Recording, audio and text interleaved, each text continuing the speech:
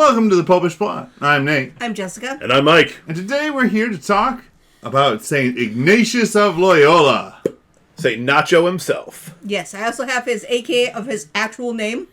Yes, his real name, or his legal name, Iñigo López de Oñaz y Loyola. Boss. Yes, now we already did a video about him about 7 years ago, which includes major points of his life story, so we won't be going over all that again. But back then we did include important things, such as just when they were born, died, what they're the patron of. So we're going to do that today. Constant improvement. My name is Iñigo Loyola. You killed my father. I don't think that. No. Prepare to live forever. You killed my God. Prepare to live forever. He was born about, we're not sure precisely, October 23rd, 1491, at Loyola Castle in really hard to pronounce Basque places. As Petitia Gipuzkoa in the Basque country. And I'm confident that I didn't pronounce either of those words correctly. Yes, under the crown, in the crown of Castile, now known as Loyola, Spain. Yes, the spelling of the name has changed. See. So at the time it was what the spelling that we know for it. With a Y, him. now it has an I. Yeah. It's still Loyola. And he died on the most awesome of days in 1556, being July the 31st. And that was in Rome in the Papal States. Because there wasn't an Italy. Yes, I don't know if he if he died technically in Rome, Italy, or technically Vatican City, because both of them would be counted as Rome of the Papal States. There was no Rome, there was no Vatican City then. Yes, I'm saying of modern times. His feast day is the last day of July. The 31st. The most awesome of days. So, attributes. How do you recognize Ignatius Nacho when you see him in art? Several things. He'll be wearing vestments, or a cassock, very possibly a ferriola, which is the awesome cape made famous for us by Bishop Sheen. The biretta. Carrying a rosary, holding a crucifix, the IHS Christogram, or holding a book, which may have Ad Maiorem Dei Gloriam or AMOG. AMDG. Oh, yes, DG, sorry. Yes, depending on, if they're doing a tiny icon, they can't write the whole thing, so they just abbreviate it. Which in English means, for the greater glory of God, and is, the motto of the Jesuits. He's the patron of, surprise, surprise, the Society of Jesus. Oh, the thing he founded. A.K.A. the Jesuits, which he founded. Soldiers, spiritual retreats, accidents and injuries, which I guess makes sense given his origin. Yeah, given how he was the guy for which the Ignatian spiritual retreat is named after is a patron saint of spiritual retreats. I know. I thought for sure you're going to go off on what the guy who became essentially a active Christian because he got hit by a cannonball and couldn't move for months is in charge of accidents and injuries. The church has a well-developed sense of humor. And of course, many locations and schools. So many things. Many things connected to the Jesuits as well. He founded the Jesuits. Now, he didn't do this alone. I think there's seven, but he's the most prominent. He was their leader. Yeah, it was a group of friends that all did this together, but he was kind of, it was under certain auspices, if you will. Yeah. Yes. The first superior general, he's the ringleader. Yes. And much again, like we talk about Ignatian spirituality. Every group of friends has that one guy that's kind of the most prominent among the group of friends. This was Ignatius. Much like I believe in an earlier one from the summer or spring, we discussed about how, some people invented calculus during a lockdown. We just watched videos of Tiger King. Some people go to school and party. He went to the University of Paris and founded a whole religious order that, has been traveled around the world. I imagine he already wanted to do that, and this just gave him the opportunity and the smart guys. Yeah, I did not reread his autobiography or stuff to know. I'm pretty sure the idea was already in his head. He just, How do I put this into action? So, he founded the Jesuits, the Society of Jesus, and he's also known for some writings of his. Yep, the spiritual exercises And also his autobiography. Which is hilarious to read because he's constantly going and trying to get the Inquisition to go and inquisit him about his spiritual exercises. No. It's not entirely accurate. It wasn't that he was trying to get inquisited. It was more that there was a certain amount of scrupulosity around his writing of his spiritual exercises, because of course if you're going to go and write something that you find to be profoundly spiritual, odds are either A, you're one of those people who thinks that everything that comes out of your mouth is amazing and you don't ever ask the question of, am I doing this right? You shouldn't listen to those people. You shouldn't listen to those people. Or you're the person who is constantly thinking, I'm overstepping my bounds. This is not my job. I shouldn't be doing this. I'm going to say something wrong and I'm going to get in trouble. The church should really take a look at this The to make sure church should that I'm really not take a doing look it. at this. And so he was known either for having other people put him before the Inquisition because, well, this guy is into some things that aren't, strictly speaking, normal. But see, the problem is, other people didn't actually put him before the Inquisition. They just talked about him behind his back. So he's like, if I get the Inquisition to give me the card that says, not a heretic, they have to stop bugging me.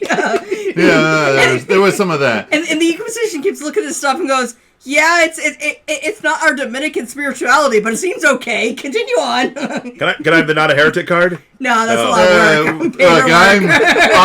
work. Look, it seems okay. You're not in trouble, but I'm not gonna go and say it's okay. Listen, this really has nothing to do with us. We have real heretics. This isn't our thing. This is really more your thing. And as far as I can tell, it's not doing you any. It's not doing you or anybody else any harm. We don't really give imprimaturs, or nihil obstats. It's fine. There's a little internal memo among the Spanish Inquisition. 1, we're stop trying witches. They're all just weird old ladies. It's wasting our time. 2, this guy whose name is Iñigo, but he keeps calling himself Ignatius, which is not the correct translation of his name into Latin. He keeps asking for things. Just tell him no. Actually, most of his encounters with the Inquisition was actually the French Inquisition, not the Spanish. Because while the Spanish is very well known, most countries with a solid Catholic base all had their own Inquisition. Yes, but the rest of them weren't interesting because they followed the rules of an Inquisition, like don't torture confessions out of people. People have to have their lawyer with them at all times. Well, this is the problem with the Spanish Inquisition. It's a creature of the Spanish state, not of the church. Yes. So he's going before the French Inquisition. I mean, again, French Dominicans, come on, baby, this is going to be great. They're like, listen, we have real serious business we have to do here. We can't just keep reassuring you. Yes, but I need reassurance. There are real heretics in this country, and we need to rout them. We're French. There are real heretics around. They're called the Huguenots, and we have to do because it was during the era of the early Protestants, and so so it's like, listen, you seem just really zealous, but not at all bad. But not violent zealous, so yeah, go do. Yeah. Go do no harm, and it's fine. But anyway, I was going to go, and we already discussed most of his life, but as we're doing, someone do this summer. Catholics in space! I thought we could just discuss why we think there are so many Jesuits in charge of various space-based things. Yeah, we've talked about how many craters on the moon are named after Jesuits. We've talked about specific Jesuits after whom those craters are named. Jesuits in charge of the Vatican Observatory. Why are they so obsessed with space? Oh, well, we think it's foundational to Ignatian spirituality. Yes, and I would also argue to their missionary mission. I mean, not to suggest that they were somehow specifically missionary. They were really founded as being missionary. But they really were about going to like the edges, the fringes. In the words of a Jesuit pope, the peripheries. Yes, they were the ones. They were the ones trying to Christianize Japan. They were in India. They went all over the place, and they kind of, if somebody said, there's this place way out there that hasn't heard about Christ yet. Ooh. The Jesuits were, well, we kind of got to go out there. Yeah. Yeah. So I'm thinking some of them heard that there's this place called outer space. Well, you look Yeah. up and you see the heavens. And nobody out there has been there hasn't been anybody out there preaching Jesus Christ. If they're aliens, they need Jesus. Yeah. Mm-hmm. So, the Jesuits, well, we got to get there. Totally makes sense. Mm-hmm. I think another thing is the Jesuits were formed at the University of Paris. Even in the 21st century, Jesuit formation takes 11 years. Mm-hmm. That's not even if you're ordained. Mm-hmm. They have always been very smart, very bookish, very dedicated to the life of the mind. Very erudite. Yes, and connecting the two, there is the fact that they're very missionary and they're very educated. So, as seen by everything we sent out to space, our best guess of how we can communicate with any aliens that exist is mathematics, because that's going to be, a somewhat universal thing, which is why, whenever they send up Golden Disc, it's like, here's some equations and some whatever you call drawings of naked people. Whatever junk. Whatever you may call it, 1 is always 1. Yeah. And 1 plus 1 always equals 2. And how do you convey that idea of oneness? Something very elemental, a hydrogen molecule. Mm-hmm. I mean, we're very familiar with the Arabic numeral, and it does seem to be fairly elemental or fairly obvious because there's multiple ways. There's the formal Arabic numeral 1. Mm-hmm. There's also the Roman numeral 1. Mm-hmm. There's the hash mark 1. Mm-hmm. So that seems to be fairly broadly based. You can communicate the idea of 1. Mm-hmm. But how do you communicate with, Rocky from Project Hail Mary? A hydrogen molecule. It's the most abundant element in the galaxy or the whole universe. So any creature that has the intelligence to develop space travel or communications is going to understand a little bit about hydrogen. Communicate with them through math. Mm-hmm. Yes. And then prime numbers. Yes. Plus, the Jesuits were, so good at being missionaries because they bothered to learn the language of the people. Ridiculous. So therefore, the fact that, they're like, all right, if we're going to go to space, all we know is we have to know math for it. It makes sense. Mm-hmm. Mm-hmm. As opposed to other groups that just said, well, how come you guys don't read your Bible? Oh, it doesn't exist in their language. Well, they should learn our language. That'll teach them. I don't think that will teach them, but, It was a very mixed bag. Yes. And it's not nearly as heroic as the ones who spent a lot of time translating the scriptures into their language. Which is always a good thing to do. Mm-hmm. Yes. Although, I still have to question why Cyril and Methodius had to make up a new alphabet instead of just using one of the existing 2. Because we've seen Polish. That's what happens when you take a language that should be in Cyrillic and put it in the Latin.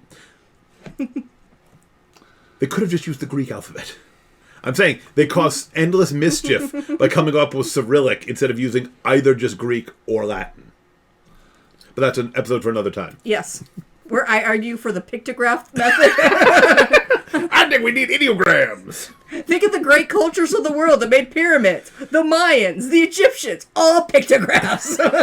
Henceforth, pictographs, superior language. In that case, I think you need to learn Japanese. Which are pictographs. Which Japanese? They got simplified. Exactly. I could just learn kanji. But anyway, we are way off. We've gone off on a whole other tangent. So go down below. Tell us what you think about St. Ignatius of Loyola. Do you have an Ignatian devotion? Do you think we should have an Ignatian devotion? Well, we made an action figure. Oh, no, I'm just... Maybe they think we're not Yes. Ignatian enough. That's fair. Maybe they're like, you should go... We have a girl, not very Jesuitical. You should go on to 30 days of no speaking. Have you ever done Just an like Ignatian... religious-y things. Have you ever done an Ignatian retreat? Would you recommend it? While you're down there, make sure to hit the like button, the subscribe, the bell next to it. Make sure to go and share this video with your family, your friends, your neighbors, your enemies. The guy who bags your groceries at the supermarket, if such a thing still exists. Totally exists. Yep. The bagger, I mean. Yes. Yeah.